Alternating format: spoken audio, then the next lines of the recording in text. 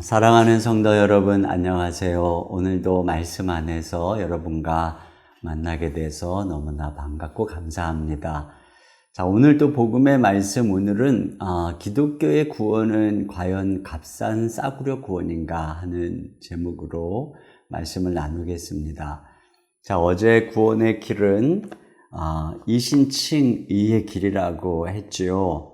우리가 도덕이나 율법, 또 우리 인간의 어떤 행위로 의롭게 되는 것이 아니라 그리스도를 믿는 믿음으로 우리가 의롭게 된다, 이렇게 말씀을 드렸어요. 그런 면에서 예수 그리스도가 이 땅에 나타난 하나님의 의요, 선물로 오신 의인 것입니다. 우리는 바로 그분을 믿음으로 의롭게 되는 것이지요. 이것이 바로 이신칭의입니다. 오직 믿음으로 의롭게 된다는 것은 우리가 하는 일은 하나도 없다, 그것이죠. 그래서 오늘 성경에 로마서 3장 24절 하반절에 하나님의 은혜로 값없이 의롭게 하심을 얻은 자가 되었다라고 말씀하고 있습니다. 그러니까 칭의는 이와 같이 그냥 선물이에요. 그러니까 하나님의 은혜죠. 그래서 이런 이 신칭의 믿음을 얘기하면 사람들은 우스갯소리로 10원도 안 되는 구원어치인 것처럼 생각하는 경우들이 많이 있어요. 근데 우리가 이런 생각을 하는 것은 우리가 예수님을 믿으면서도 은혜를 위해서 어떤 값이 지불되었는지 심각하게 한 번도 진지하게 생각하지 않기 때문에 그렇습니다. 만약에 누군가가 꿈에 그리던 지중해 크루즈 여행의 티켓을 선물로 받았다고 생각해 보세요. 자기 돈이 한 푼도 안 들어갔다고 그 티켓을 값어치 없게 생각할 사람이 누가 있겠습니까? 이처럼 우리가 이 놀라운 구원을 받은 것은 상상할 수 없는 값이 들어간 선물을 받은 것이거든요. 그래서 구원을 받은 것이죠. 그런데 어떤 면에서 가장 큰 배은망덕이란 그런 어마어마한 구원의 선물을 받고도 그것의 가치를 모른 채 자기 멋대로 사는 것. 여러분, 과연 누가 나를 위해서 정말 대신 감옥에 가고 죽었다면 그 사람이 그렇게 전처럼 제 멋대로 살까요? 만약 그렇다면 그 사람 진짜 나쁜 사람입니다. 우리가 가장 큰 문제는 자기가 얻은 구원이 얼마나 값진 것인지를 깊이 생각하지 않는다는 것입니다.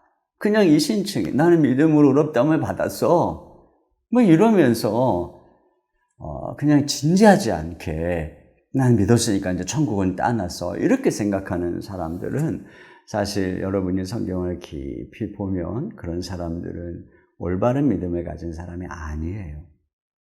그런 면에서 자, 오늘 우리는 어떻게 믿음으로 의롭다함을 받는 것일까? 하나님께서 우리를 위해서 치루어진 값은 무엇인가를 좀 생각해 보려고 합니다. 첫째로는 속량이라고 돼 있어요. 그러니까 우리 대신에 죄값을 지불하셨다는 건데요. 3장 24절 말씀에 그리스도 예수 안에 있는 속량으로 말미암아 하나님의 은혜로 값없이 의롭다 하심을 얻은 자 되었느니라, 이렇게 말씀합니다. 그러니까 칭의는 그리스도 예수 안에 있는 속량으로 말미암았다는 거예요. 이 속량이라고 하는 단어는 이 과거에 노예 시장에서 쓰이던 언어인데, 노예 제도가 있었던 시대에 빚을 지면 자신이나 가족의 노예로 팔려가죠. 풀려나려면 빚을 갚아야 되는데 돈이 없으면 평생 노예 생활을 해야 되는 것입니다. 자, 풀려날 방법은, 내가 능력이 없어요. 그럴 때 풀려날 방법은 하나죠. 누군가가 대신 값을 지불해 주는 것. 이게 바로 속량인 것입니다. 이처럼 우리가 죄의 노예가 되어 있는데 그리스도께서 우리를 위한 속량이 되셨다. 그 예수님의 십자가의 죽음은 우리를 위해 가격을 지불하신 거예요. 근데 이것은 바로 이 속량이라는 단어는 출애굽 사건을 떠올리게 합니다. 이스라엘의 애굽의 압제 아래 수백 년이 있었죠. 근데 거기서 벗어나려고 했지만 바로가 절대로 놔주지 않잖아요. 자, 이처럼 인간은 죄 아래, 이 권세 아래 노예가 되어 있는 상황입니다. 그런데 하나님께서 어린 양의 피를 통해서 또 애굽의 장자들을 대신 제물로 삼고 이스라엘을 구해 주시죠. 그래서 이사야서에는 이렇게 얘기합니다. 이사야 43장 3절에 대전하는 여호와 내 하나님이요 이스라엘의 거룩하니요 내 구원자임이라. 내가 애굽을 너의 속량물로 구스와 스바를 너를 대신하여 주었노라. 그러니까 하나님께서 이스라엘을 구원하기 위해서 엄청난 애굽의 장자니까 애굽을 다 죽인 거나 마찬가지예요. 그렇게 속량물로 삼으셨다는 것입니다. 자, 그런데 이건 상징이죠. 역사 속에서 모든 인류의 진정한 죄에서의 해방을 위해서 하나님께서 속량물을 보내주신 것입니다. 그분이 바로 예수 그리스도인 것이지요. 자, 이렇게 우리가 이것을, 출애굽과 연결할 수 있는 것은 창세기 15장에서 하나님이 아브라함이 믿음으로 의롭다함을 여기실 때에 그런 예언을 하잖아요. 그 자손이 이방 땅 애굽에서 종으로 살다가 구출될 것을 얘기하거든요. 그런 면에서 예수님께서 속량, 죄값을 치르시는 속량물이 되시는 것은 이러한 약속의 성취라고 할 수가 있는 것입니다. 그래서 우리 주님께서 이 땅에 오신 것이에요. 자, 그리고 한 가지가 더 나옵니다. 그것은 이제 예수님께서 화목제물이 되셨다라고 하는 것이에요. 자, 그리스도께서 화목제물이 되셨다. 여기 3장 25절에 이 예수를 하나님이 그의 피로써 믿음으로 말미암는 화목제물로 세우셨으니, 여러분, 죄를 다루는 게 속죄제라면 하나님의 진노와 형벌을 다루는 것이 화목제입니다.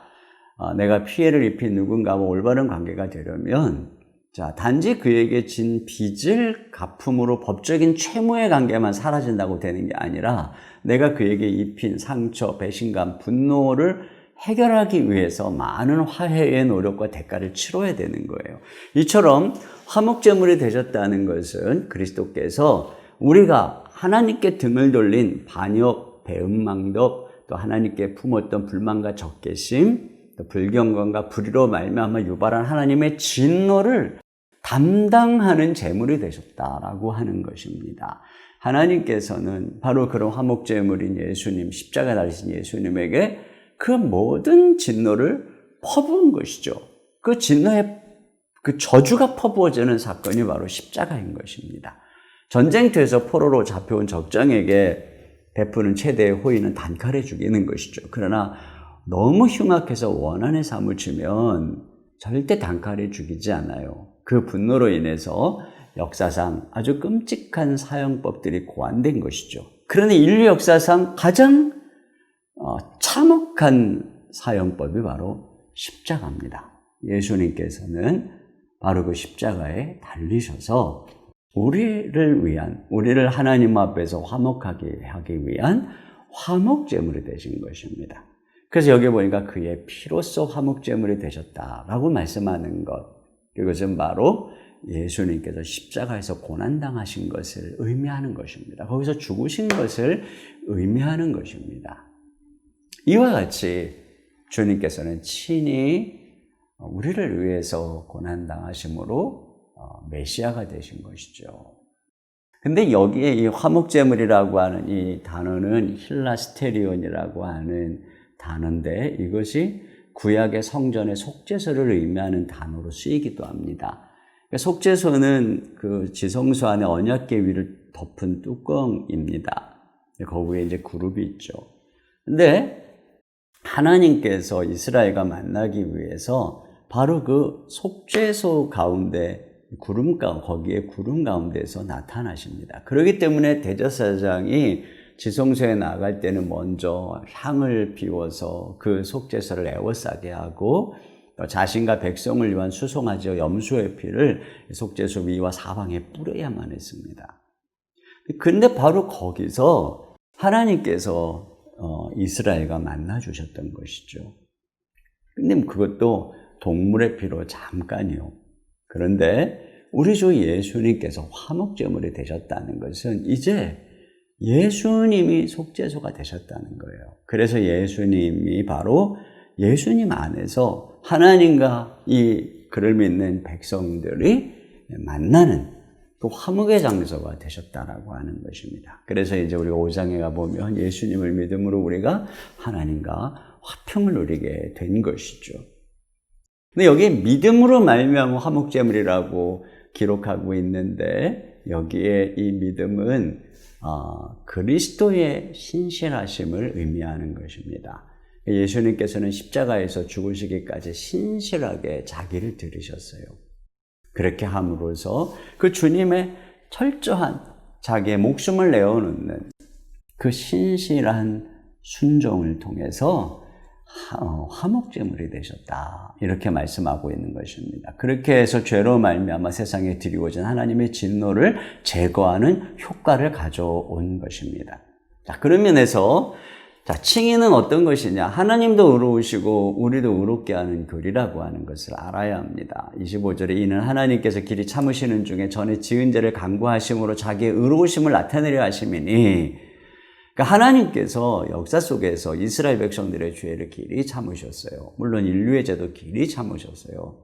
자, 그런데 이렇게 심판을 연기한 것은 이제 이스라엘과 인류를 대표하는 그리스도께서 속죄제물과 화목제물 되심으로 대신 심판받게 하려 하심이었다는 것입니다. 이것을 통해서 하나님께서는 바로 공의로우신 자신의 의로우심을, 또 이스라엘 백성들을 향한 자신의 의로우심을 나타내셨다는 것입니다. 그래서 26절에 곧 이때에 자기의 의로우심을 나타내서 자기도 의로우시며 또한 예수 믿는 자를 의롭다 하려 하심이라. 그러니까 자기도 의로우신 거예요. 그 하나님께서 우리를 의롭다라고 하실 때에 그냥 무대뽀로 의롭다 하신 것이 아니라 예수님을 통한 심판을 통해서 바로 우리를 의롭다 하셨으니 주님은 공의로우신 거예요. 또 우리도 마찬가지로 주님이 이런 대가를 치르셨으니 우리도 의롭다라고 하신 것입니다. 그러니까 이 이신칭의가 하나님도 그냥 대강 눈 감아주고 우리도 그냥 미안하게 죄사함 받는 그런 교리가 아니라는 거예요. 예수님의 어마어마한 희생 속에서 우리에게 주어진 것이죠. 그러므로 우리가 이 교리를 안다면 어때요? 기쁘고 당당하게 이 은혜를 누려야 됩니다. 왜냐하면 이 엄청난 그 값을 지불했기 때문에 말이에요. 이게 불의로 해서 의로워진 게 아니잖아요. 내가 아무것도 하지 않고 여전히 경건하지도 않은데 그냥 내가 의롭다라고 하시는 것은 내게 너무 가분하다. 나는 자격이 없다. 그래서 늘 미안해하면서 종처럼 살고, 그것은 양심적인 것이 아니라 하나님의 대가를 헛되이 만드는 사람입니다. 여러분, 우리는 마귀의 정죄에 속아 넘어가면 안 돼요. 당당하게 나는 의인이다. 나는 거룩하다. 나는 하나님의 자녀다. 나는 하나님의 시민이다. 나는 상속자다. 이렇게 선언해야 되는 것입니다. 여러분의 기분하고 상관없어요. 여러분의 컨디션하고 상관없어요. 믿음으로 선포하면서 하루를 살아가십시오. 두 번째로는 우리는 화목제물 대신 그리스도의 이 신실함, 고난과 순종, 희생을 생각해야 합니다. 그러므로 우리가 예수님을 믿는다는 것은 우리의 이 믿음 역시 신실함을 요청하는 믿음이라는 것을 알아야 합니다. 그러니까 우리가 믿는 이 믿음은 그래서 사랑으로 역사하는 믿음이다. 이렇게 성경이 이야기하는 것이죠. 그리스도 안에서 우리로 하여금 예수님처럼 우리도 화목제물 된 삶을 살아가도록 부름받은 것입니다. 그래서 그 소명을 위해서 우리도 희생하는 삶을 살아가야 함을 내다보는 바로 그러한 믿음이다. 이것을 우리가 기억해야 되겠습니다. 이 시간 잠깐 기도하겠습니다. 하나님 아버지, 우리가 믿음으로 말미암아 의롭다함을 값없이 얻었습니다. 우리 편에서는 값없이 얻었지만 그리스도를 통해서 하나님은 어마어마한 값을 지불해 주셨습니다. 우리가 그 값을 지불할 수 없기 때문에 하나님이 대신 지불해서 감당할 수 없는 은혜를 입고 우리는 이렇게 의롭다함을 얻은 줄로 믿습니다. 주님, 이 구원을 소홀히 여기는 배은망덕하고 어리석은 죄에 빠지지 않도록 인도해 주시고 날마다 이 엄청난 은혜로 말미암아 의롭다함을 입은 것을 기억하고 당당하게 우리 자신이 그리스도 안에서 의인임을 선포하며 하나님의 자녀임을 선포하며 하나님의 자녀답게 살아갈 수 있도록 인도하여 주시옵소서. 또한 우리의 주 되신 예수 그리스도가 어떤 신실함으로 우리의 제물이 되셨는지를 기억하고 그 예수님을 믿는 우리 역시 신실하게 순종하는 삶을 살아감으로 이 땅에 화목해 하는 인생으로 살아갈 수 있도록 축복하여 주시옵소서. 오늘 한 날도 주님께서 우리 사랑하는 성도들을 축복해 주시고 모든 기도를 들으시고 동행해 주실 줄 믿사오며 우리 주 예수님의 이름으로 기도하옵나이다. 아멘.